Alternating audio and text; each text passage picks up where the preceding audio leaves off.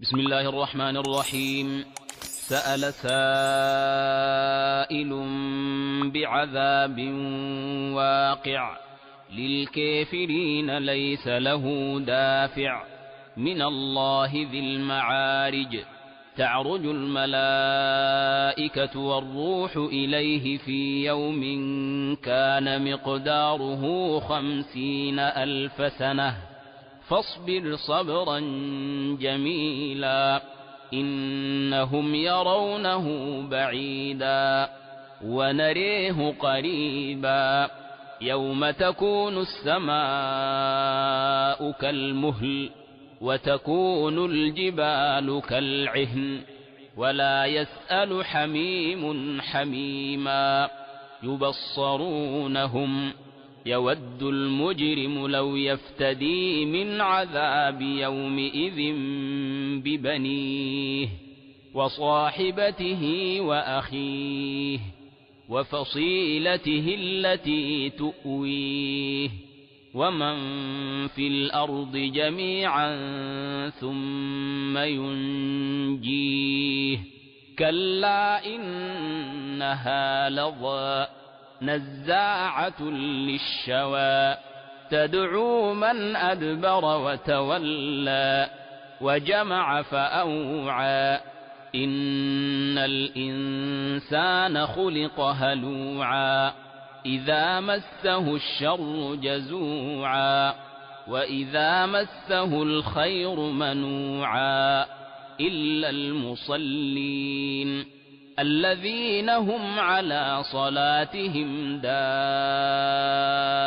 دائمون والذين في أموالهم حق معلوم للسائل والمحروم والذين يصدقون بيوم الدين والذين هم من عذاب ربهم مشفقون إن عذاب ربهم غير مأمون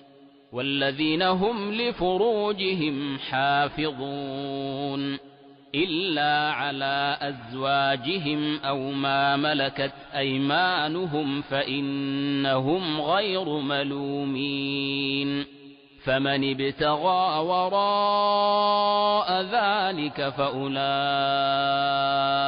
هم العادون والذين هم لأماناتهم وعهدهم راعون والذين هم بشهادتهم قائمون والذين هم على صلاتهم يحافظون أولئك في جنات مكرمون فما للذين كفروا قبلك مهطعين عن اليمين وعن الشمال عزين أيطمع كل امرئ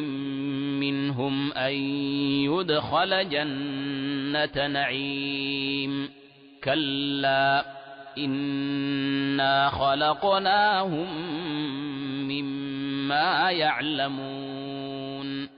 فلا أقسم برب المشارق والمغارب إنا لقادرون على أن نبدل خيرا منهم وما نحن بمسبوقين فذرهم يخوضوا ويلعبوا حتى يلاقوا يومهم الذي يوعدون يوم يخرجون من الأجداث سراعا كأنهم إلى نصب يوفضون خاشعة أبصارهم ترهقهم ذلة ذلك اليوم الذي كانوا يوعدون